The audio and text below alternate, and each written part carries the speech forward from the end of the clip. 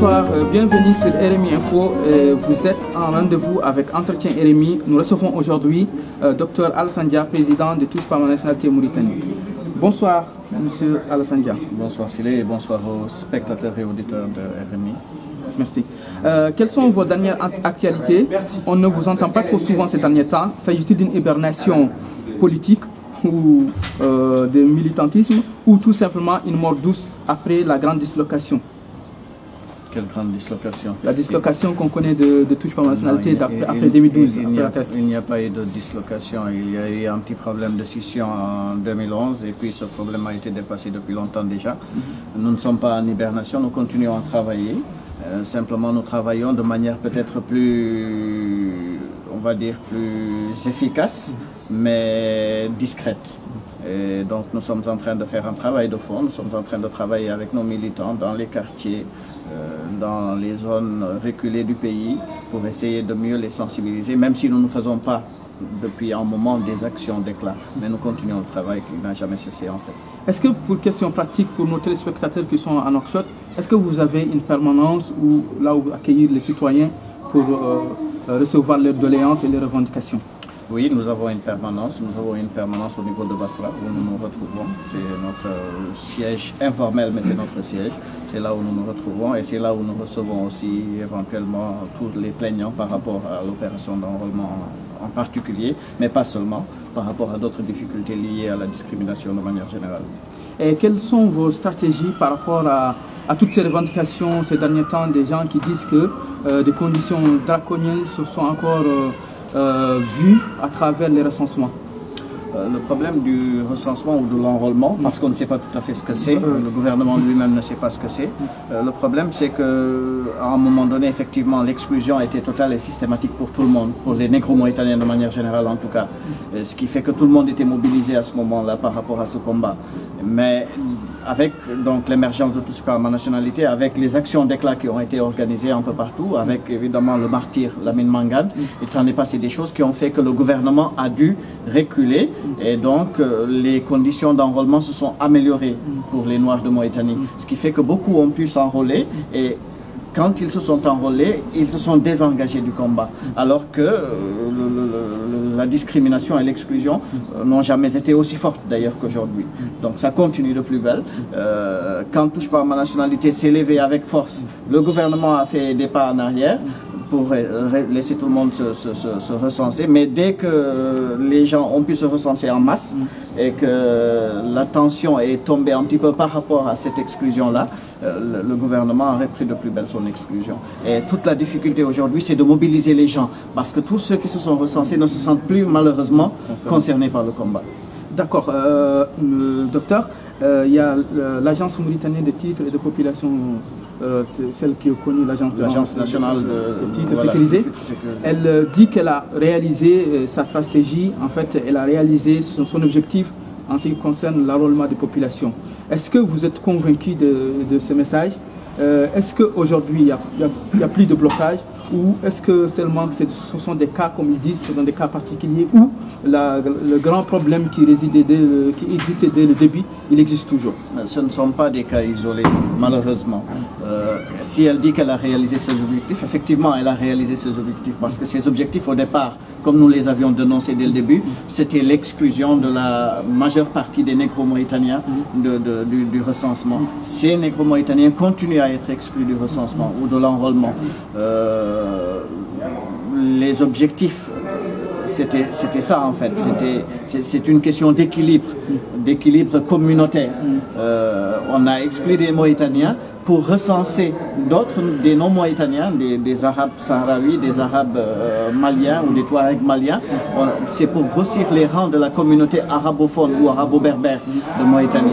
Et donc, en fait, si c'était ça les objectifs, inavoués évidemment, mais ces objectifs-là, effectivement, ils les ont atteints.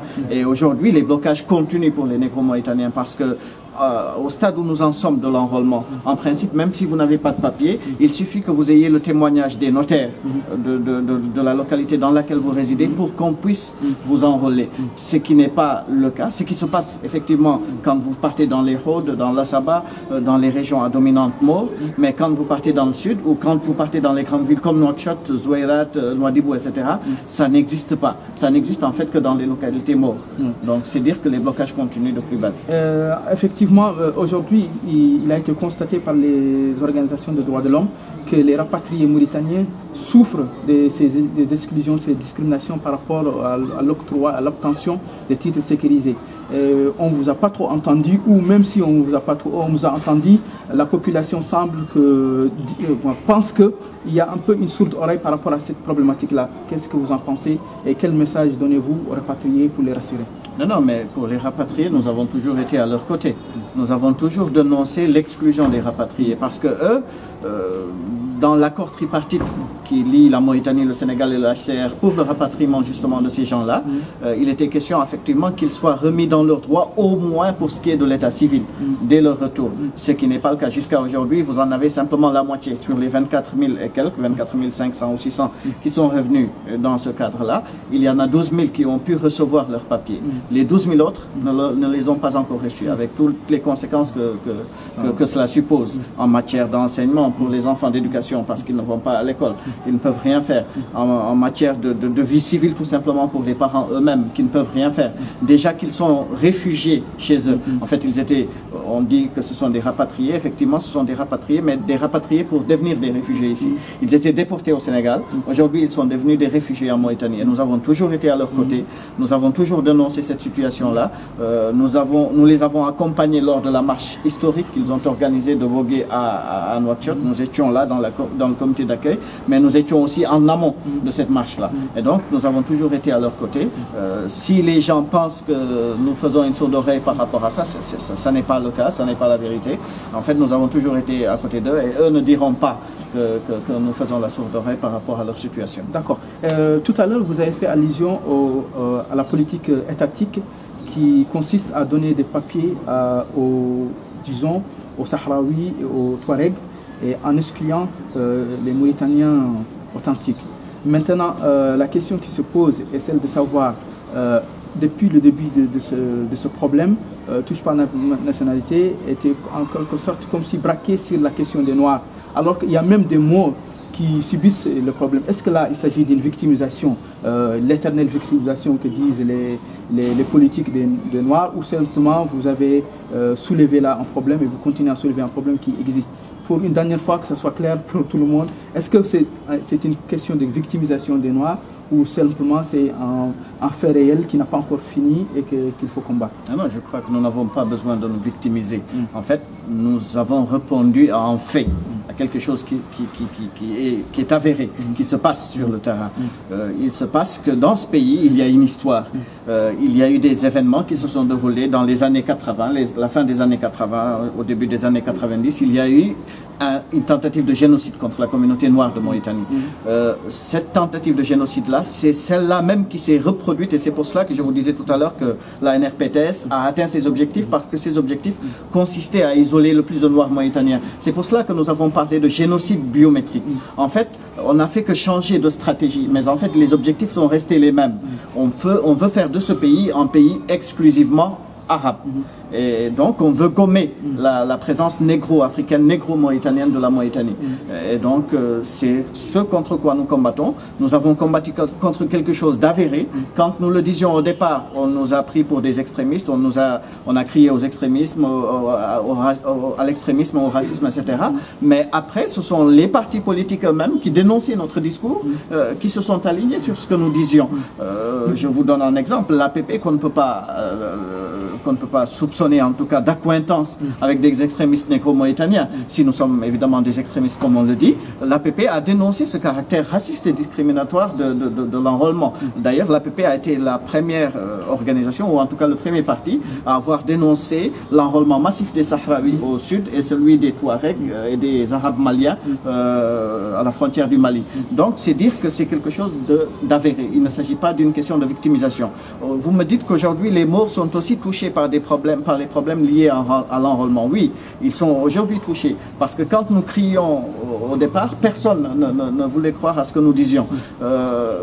Parce que ce dont je parlais tout à l'heure, ce que je disais en fait, c'est que c'est quelque chose de motivé évidemment. On veut éliminer le maximum de noirs possible. Ça a été fait, ça a été réalisé et ça continue à l'être. Mais c'est aussi devenu une affaire commerciale parce que cette histoire de recensement ou d'enrôlement, en fait, c'est quelque chose qui est confié à un individu qui n'a de compte à rendre qu'au seul président de la République qui est son cousin ou en tout cas quelqu'un de proche de lui. Et donc, c'est devenu une affaire commerciale parce que ça fait rentrer de l'argent. Et c'est en cela qu'aujourd'hui, les morts aussi sont touchés. Ils sont touchés en quoi? Parce qu'aujourd'hui, si vous êtes, même si vous êtes recensé, si vous présentez pour obtenir un passeport, on va vous dire que vous n'obtiendrez votre passeport qu'à la condition que votre femme, que vos enfants soient aussi enrôlés. Alors qu'il n'y a pas de rapport en vérité. Mais ce qui importe en fait, c'est que l'argent entre. Parce que si vous, pour que vos enfants soient recensés, ou en tout cas pour que vous présentiez leurs papiers, il faut que vous retiriez justement leur carte d'identité. Et ça, c'est payant, ce n'est pas gratuit. Et c'est en cela qu'aujourd'hui, toute la Mauritanie est concernés. Mais en vérité, s'il s'agit de l'exclusion elle-même, du principe de l'exclusion, ça concerne les négro-mauritaniens. Et quand je dis les négro-mauritaniens, ce sont les Poulars, les Pal, les Wolof, les Bambara, les Soninké, mais c'est aussi les Haratines, qui sont aussi en grande partie victimes de cette histoire d'exclusion. Touche pas ma nationalité est aussi un mouvement citoyen qui a son mot à dire sur toutes les questions nationales. Actuellement, avant de venir aux arrestations massives dans les rangs du mouvement IRA et Manichari Ghazoual, le mouvement 25 février, parlons de la question des migrants, à qui on soumet l'obligation d'avoir la carte de séjour biométrique avec des conditions draconiennes et avec des arrestations et des rafles de masse et des détentions. Qu'est-ce que vous en pensez et quelle est la position de Touche pas ma nationalité sur cette question, la question des migrants? Je crois que nous avons été les premiers à dénoncer le traitement fait des migrants ici. Et ce traitement, malheureusement, c'est un traitement, en fait, on fait des rafles faciès. On ne rafle pas tous les migrants. On s'intéresse en particulier aux migrants ouest-africains ou africains de manière plus générale. Ce sont ceux-là qui sont victimes de ces traitements dont vous parlez, des traitements inhumains et dégradants que l'on voit dans les rues de Nouakchott et partout ailleurs à travers la Mauritanie. Et nous avons été les premiers à dénoncer justement ces rafles faciès et à dire qu'en fait, ce qui est visé, comme je le disais tout à l'heure, c'est pas simplement les migrants. Ici, à travers les migrants, c'est toute la communauté négro-mauritanienne qui est visée. Si on ne considère pas, si on ne prend pas en compte les Noirs mauritaniens eux-mêmes, on ne va pas prendre en compte évidemment d'autres Noirs qui viennent d'ailleurs. C'est toujours cette volonté inexplicable de l'État mauritanien à vouloir présenter un visage exclusivement arabe de ce pays qui fait que ce sont ces gens-là qui sont les premières victimes justement de cette exclusion. Mais ça ne s'arrête pas là. En fait, ça se répercute aussi sur les négro-mauritaniens. Parce qu'en fait, les rafles qui se font, comme je le disais, ce sont des rafles qui se font au faciès. On ne contrôle que les Noirs. Et parmi ces Noirs, il y a évidemment aussi des Noirs mauritaniens qui n'ont pas pu accéder justement à l'enrôlement et qui sont victimes justement des mêmes brimades que subissent les Ouest-Africains de manière générale, ou de manière générale les Africains qui sont donc victimes de ces traitements-là de la part de nos forces de l'ordre en Mauritanie. Tantôt je parlais des arrestations des leaders d'IRA, de Touche pas ma nationalité, autant pour moi, de Manichari Ghazoual. Quelle est la position de Touche pas ma nationalité? Est-ce que vous êtes en contact avec les leaders et quelles sont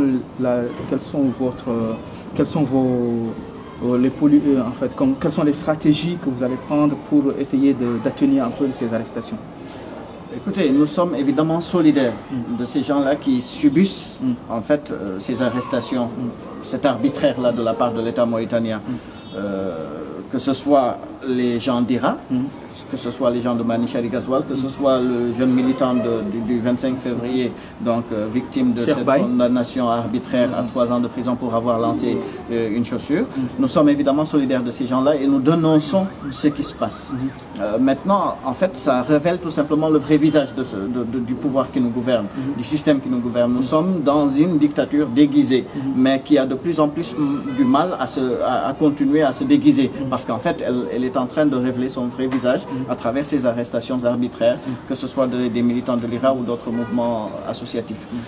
Nous sommes avec ces gens-là et nous continuons à travailler avec ces organisations, en particulier avec IRA, pour essayer de protester, pour essayer de montrer en fait que ce qui se passe dans ce pays, pour dénoncer en fait toutes les injustices qui se passent dans ce pays, en particulier celles liées à ces arrestations. Mais concrètement, qu'est-ce que vous comptez faire? Qu'est-ce que nous comptons faire? En fait, ce que nous faisons, c'est accompagner ces organisations-là dans leurs actions. Ce n'est pas à nous de prendre les initiatives. Évidemment, nous sommes concernés parce que nous pensons que ce qui leur arrive pourrait nous arriver ou pourrait arriver à n'importe qui d'autre. Mais simplement, là, ce sont ces organisations-là qui sont en première ligne et nous sommes solidaires avec elles et nous sommes sur le terrain avec elles. Donc quand elles appellent à des manifestations, nous sommes présents. Nous appelons aussi à manifester. Nous appelons nos militants, nos sympathisants à se solidariser avec eux et puis à répondre à toutes les manifestations qui sont organisées pour dénoncer justement ces situations-là. On n'a pas vu Touche pas ma nationalité faire un mot ou dire quelque chose concernant la Ligue arabe. Le sommet de la Ligue arabe qui se prépare en octobre et qui va avoir lieu bientôt à partir du 25. Et à travers les médias, aujourd'hui, on voit qu'une partie de la Mauritanie, la partie nord, et quelle action allez-vous entreprendre pour montrer vraiment le vrai visage de la Mauritanie? Non, ça, nous l'avons dit, peut-être incidemment, mais nous l'avons dit. Si vous vous souvenez des arrestations, au moment des arrestations, justement, les premières arrestations, nous avions publié un communiqué qui disait en fait que le gouvernement souhaitait camoufler, on va dire, le visage qu'il considère hideux de la Mauritanie, c'est-à-dire son visage noir. Et c'est pour cela qu'on a voulu faire déguerpir justement ces pauvres gens d'un endroit qu'ils avaient occupé depuis plus de 20 ans. Et donc on essaye de masquer ce visage-là de la Mauritanie. C'est toujours dans cette même logique de vouloir présenter un seul visage du pays. Et effectivement, ce que vous dites est très vrai. Nous constatons, à la faveur de ce sommet qui s'annonce, que nous avons par exemple pour Nouakchott, nous avons deux parties clairement. Vous avez une partie au sud qui ne fait pas partie du pays, c'est la Mauritanie d'en bas, c'est la Mauritanie noire, etc. Et puis vous avez l'autre Mauritanie qui se prépare, qu'on embellit pour la perspective donc de ce sommet.